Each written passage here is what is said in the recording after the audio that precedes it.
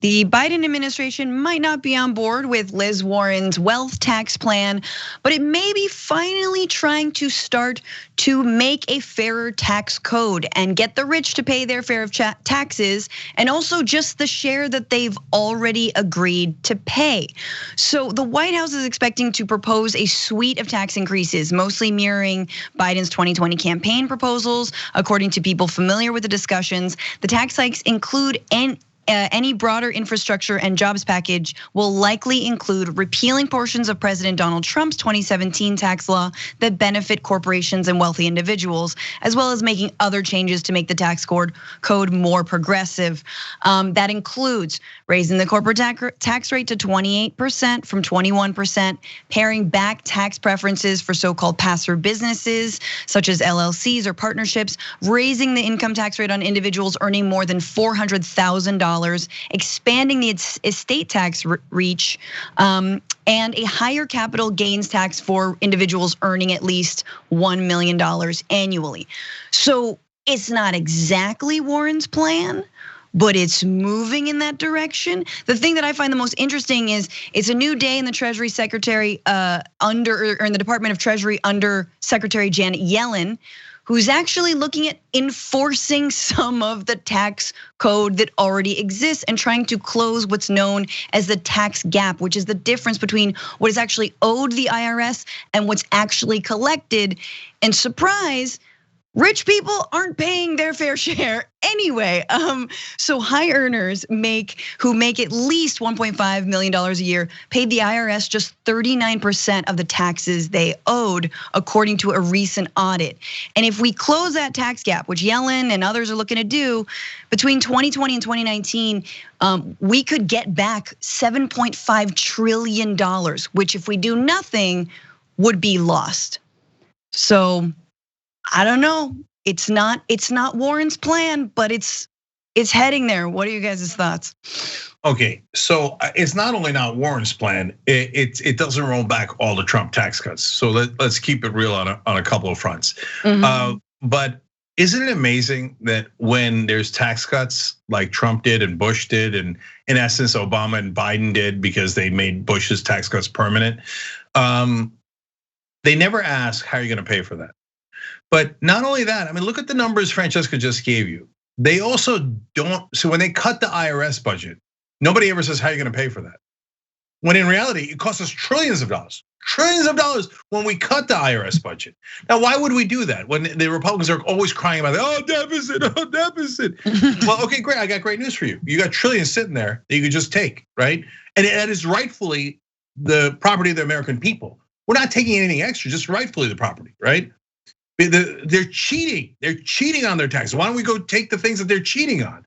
Oh no. We can't possibly do that. Is there a media in this country? Is there like the national media? It's so embarrassing. Like they ask you, healthcare, how are you gonna pay for it? But well, we're all rich, so whatever you do, don't touch the taxes on the rich. Okay. So now the second thing, real quick here is, if you notice, the corporate tax rate are gonna raise it. Sometimes they say back, right? Like build back better. They're gonna raise it back to 28%. No. It was at 35%. So look at the sleight of hand. Trump brings it down to 21. This is what they do all the time. Trump brings it from 35 to 21, and Biden goes, oh no, we're gonna bring it back to 28. It wasn't at 28. It wasn't at 28. It was at 35. How many people in the media noticed? Zero. They're like, oh, Biden, can you get this passed? This is radical. This is a radical tax increase. Hasn't happened in a long time. I don't know if we can do this. And even if they got it done, by the end, the average American is still way worse off.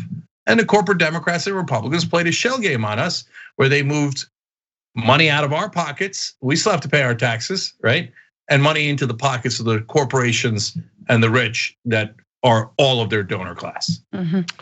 Obviously, Cenk, I agree with everything that you just laid out, but and rarely is this my tact or my tone, but I do want to sound a bit optimistic on this front in the sense that I think these scare tactics are no longer working. This idea of tax increase, the Dems are gonna tax you into hell. I think people noticed when that record-setting tax cut happened, it didn't affect their pockets. Like they're like, wait, hold on. You know when you empty it out and see if there's lint, it's like, wait, I didn't get a tax cut. They noticed that no material changes happened. I think we're seeing the same thing with deficit hawkery. It's not in vogue anymore. It doesn't work as well to scare the bejesus out of sort of bread and butter American type of voters, right? Like the suburban reactionary people that the Dems love so much that used to traditionally be Republican. Like that deficit hawk stuff doesn't work as well either. And so I guess I'm a little bit heartened by that, and just by the fact that the atmosphere, as compared to when Barack Obama was in president, is just a lot different. They're just not running as scared on these economic issues as they were. So I'm happy about that. For sure. Yeah, look, Woz, I think overall you're right, but I'm just shocked by your optimism. So I'm kind of at a loss to what to do next. That is not normal Woz. The problem is that the bar is so low, and so this is, I just want to throw this up there. This came out from a good media organization, ProPublica, which always does its work and basically exposes that the IRS has always audited the poor because it's cheaper to do it, because basically Congress asked the IRS why it audits the poor, and it's cheaper and it's easier because rich people, we know, have a million different schemes to get out of paying what, once again, they already owe the American people within a highly unfair tax scheme already that is bent in their favor. We still haven't collected on what is owed to us. Instead, they're auditing poor folks. They're auditing people who are, just trying to scrape by, because we don't. It's pretty straightforward. If we mess up on our TurboTax, it's like, okay, you got us. Yeah. Damn. But Francesca, I love ProPublica, and they're a rare organization that actually does journalism, but it's still a little off. So why is it easier to pick on the poor? Because they built laws so that you could make it easier to pick on the poor, and not so easy to go after the rich. And so we know, we covered it in other stories. Off the top of my head, I think it was about, for every dollar you spend on the IRS, you get $20 back, okay? Wow. And so it's perfectly easy to spend that dollar and get $20 back. In your personal life, if somebody came up to you and said, hey, give me $10 and I'll give you 200. You'd be like, yeah, okay, that's no brainer. Yeah. Hey, give me 20, I'll take it. Exactly, give me 11 and I'll take it, right? It is not hard math. And so but they made it hard to go after the rich, even though it actually is really, really, really worthwhile. And remember, these are taxes they're cheating on.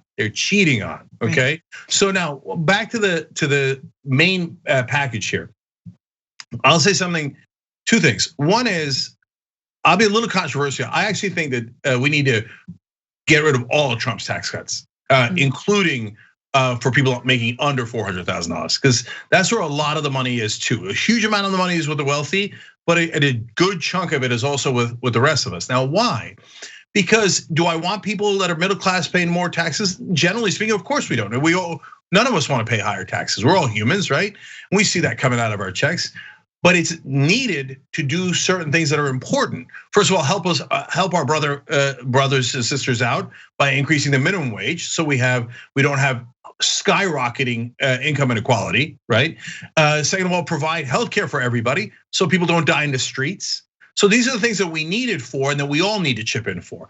Okay, but let's go on to the main thing, which is they say, okay, this is about the tax policy center that says this will be about $2.1 trillion that it could raise, and then Biden could do the infrastructure and the environmental bill that brings in green energy and gets you higher paying jobs. Great, oh, that's good, right? Congressional Democrats are saying no, only 500 million. Why? Wait, now I need you to understand what I said.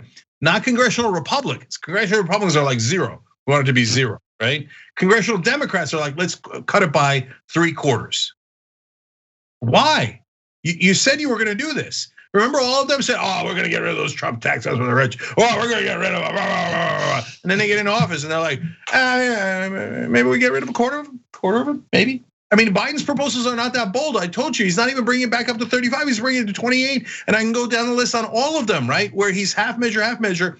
They take the half measure, and congressional Democrats say, make it a quarter of the half measure. I did the math, that's 1/8. Go small and stay home is sort of their general MO. Thanks for watching the Young Turks, really appreciate it. Another way to show support is through YouTube memberships.